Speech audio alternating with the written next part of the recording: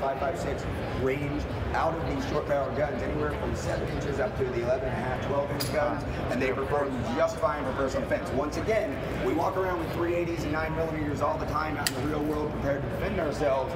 Believe me, a 7.5-inch 5.56 across your bedroom, down the hallway, down the stairwell, you're going to significantly affect the bad guy if you put the bullets where you want, and it's easier to put the bullets where you want with this than it is with that. That's correct. I agree with every piece of that. So, what makes that an awesome package? For several reasons. One, it's compact. We've gone to a lot of work, guys. It's tricky to make a 5.56 with a 7.5-inch barrel that actually is reliable and works. That's the hard part. They shoot well, they're accurate, but they've lost quite a bit of velocity over 14.5, 16, or 20. Springfield, so yes, it's not as good a 300 to 500 meter rifle. I agree it is, but it's never designed to be that. However, in your house, that thing is awesome. Now there's another. Unless you have a 300 meter bedroom. Yeah, I suppose that exists somewhere. I mean, with all these logos and things, I would assume. Well, see, isn't it awesome if someone cares enough about me to pay me just to be up here and be fat and happy? I don't think that's why they do it. I think it is. I think it is. All right. So the issue of gun size, it always comes back to gun size, is Rob and I both agree on something. Bigger's better. A longer sight radius is better. Heavier forward is better. Easier to shoot, but guess what? You can't always have the biggest, heaviest gun. Do we have a 9mm and we just have the 45? Give us a 45 XDE and a 45 XDS, in that they're very similar in their sizes. He loves this one. As open-minded as Pincus is, as long as it's a polymer striker fire gun, he loves it. Without extra levers. Yeah, just as no, that's a standalone statement. As long as it's a polymer striker fire pistol, he loves it. Some of them have extra levers.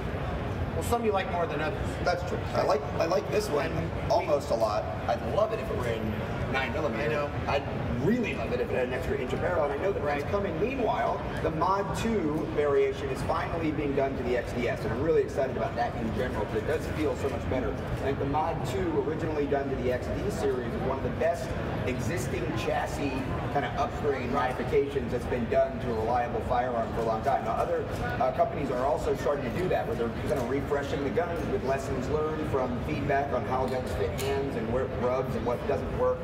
This XDS with the Mod 2, it is exactly the execution I was hoping for, and again, I'm looking forward to having it in the 9mm very soon. Well, Daddy's gun came out first. It's really weird. Mommy's how much that creeps out of wives when you call yourself Daddy. Daddy. Daddy. Daddy's gun. A curious thing, I'm going to give you a little history lesson. You like history lessons? I love history. The original polymer pistol we had was called the XD. Right? We understand the term XD. We in-house call everything an XD if it's from that line of guns. The reality is there are a lot of variations. There became the XDM. You know where the XDM came from? Is that me behind? That's you. This is where the XDM came from. What caliber was the original XD developed in? 9mm, right?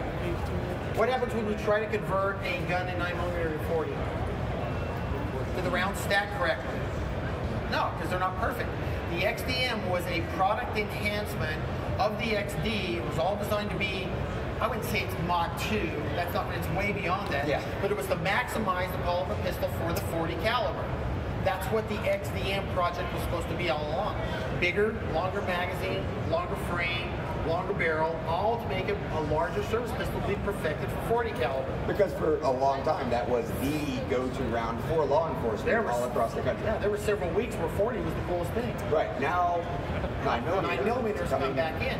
Because of the advanced engineering and performance of the modern bonded hollow point bullets. So when we developed the upgrade to the XD line, it changed so much. Again, the XDMs, they're here, you can look at them. The XDMs are so different than the original XDs that we simply introduced them as a new product line as opposed to replace the XD with the XDM. Then when we decided to upgrade and start enhancing the XD line, again, the next time we chose not to change with the basic architecture of the trigger mechanism. Do you even have an XD Mod 2 full size? We decided to make it, change the shape of it and go with what we call the Mod 2s, which has different grip texturing, different shaping. Right? Well, to say it was popular is an understatement. That's not it. That's not it. Good. There's some out there somewhere. There are. That became crazy well received. So it didn't take long before then. It was only a couple years ago. It didn't take long for us to say we need to add that process to the XDS line, because one of the complaints people had with the XDS is it wasn't whatever the latest thing was, even though I love the feel of our original XDS. The XDS in 4-inch, that's my carry gun. It's a 9mm XDS in 4-inch. I think it is one of the best balanced single stack compact guns out there. It's easy to conceal because of that short grip for a scrawny guy like me. But let's talk about why these contouring things, why these upgrades matter. They matter because gun fit, the fit of the hand to the gun, is probably the most important thing that you can affect with your purchasing decision. So the more ergonomic the gun is, the more welcoming the grip of the gun is to long fingers, short fingers, fat hands, skinny hands, small hands, large hands, medium hands, the better that gun's going to fit more humans. So the Mod 2 evolution does fit more humans better. Now, if you think about it, something I might be an expert in, I've watched a lot of human beings over the last couple of decades. Right, I said Mike. You good? Can we give this lady some water and a snack? Or whiskey? He's watching a lot of people hold a lot of guns. All skill levels, right? Top skill levels, like this guy, all the way down to beginners like me. I've seen a lot of people hold a lot of different guns, and I've seen how the human hand conforms to it. And I can look at someone's hand and say, okay, well, if the knuckle of your strong hand thumb is underneath of the gun instead of next to the gun, we've got a problem. So contouring here, even on the larger guns or the smaller guns, can help more hands get that knuckle onto the weak side of the gun. Because I want to be able to raise that thumb up. How many of you ever shot a gun 8, 10, 800 rounds over a weekend, whatever it may be in a class, and you've gotten that little red mark on top of that thumb knuckle? It's because you may be holding the gun wrong. Chances are, if you could hold it differently, you probably would to keep that from happening, and the gun probably doesn't fit your hand. Now people say, well, I shoot that gun really well. Well, sure, you can point the gun upside down and pull the trigger with your pinky finger and maybe hit the center of the target. And if that's your only metric for shooting it well, it doesn't necessarily mean that you're holding the gun well or that the gun even fits you well. So or on your line, you're even going to use it well. Right, under stress. Because that's the problem. Is obviously, I can, you know, if you put the target like 4 feet away and it was really big, I might be able to hit it like this, right? And I could do it repeatedly, but I couldn't do it efficiently, and I certainly wouldn't want to come out of a holster and kind of get into that position and try to do that and to defend myself. So the grip, the natural grip that you end up with the gun, even before it leaves the holster, and then the way you integrate your second hand onto the gun under this gap here and layer your thumbs, the way your fingers come around the front to control the gun, the way you're able to put pressure on the gun front to rear, the way you're able to hit the trigger and press the trigger, the way you're able to manipulate any other controls is really, really important. It's probably the most important thing that you can do prior to coming to a class and working with someone who can coach you through the development of your fundamentals, is have a good relationship with the gun because of the way the gun fits your hand. I made up a word, ergonometry. Copyright Rob Lake from 2018. Ergonometry. It's all about ergonometry. You're going to make no dollars on that. So how ergonomical is a word. Ergonometry. It's all about ergonometry. I'm a master of ergonometry. How are you at basic math? Like, 8 divided by 2.